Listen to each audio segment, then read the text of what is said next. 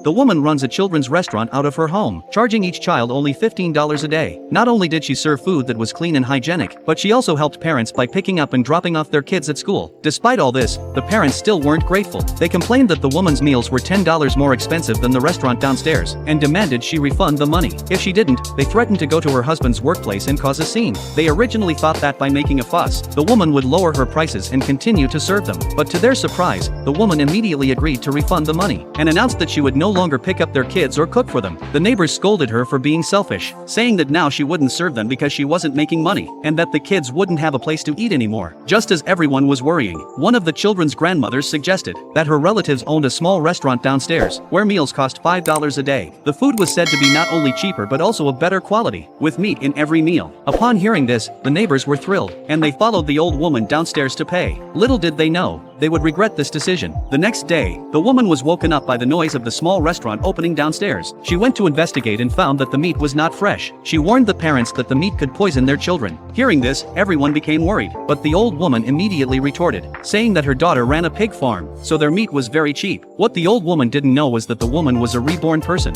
She already knew that the pig farm had gone bankrupt, and that the meat was not fresh, but the neighbors all believed the old woman, thinking that the woman was just jealous of losing customers, and that she was slandering them. The woman didn't care about their opinions. She only wanted to take good care of her own child. Suddenly, a company supervisor came to find her, wanting to hire her to make lunch for 20 of the company's employees. The supervisor said the meal cost wouldn't exceed $80 a day. It turned out that the supervisor had heard from the meat vendor about how the woman always requested the freshest meat for the kids, so the supervisor trusted the quality of her food. The woman originally wanted to refuse, but when she saw that the supervisor had already prepared the contract, she decided not to decline. She lowered the meal price to $50 a day, and personally delivered the lunches to the company. The employees all praised her cooking. Just as she was about to leave, she received a transfer of $15,000 from the supervisor. After calculating, she realized that after costs, she would make $5,000 in profit. She planned to buy her daughter a new pair of shoes and her husband a tie. At that moment, the old woman from the downstairs restaurant came to the supervisor, slandering that the woman's food was unclean and expensive. She tried to convince the supervisor to let her handle the company lunches. The woman immediately swore that her food was absolutely clean and free of additives. The supervisor believed her, and had the security guard throw the old woman out. The old woman's proposal to cooperate with the woman was also rejected.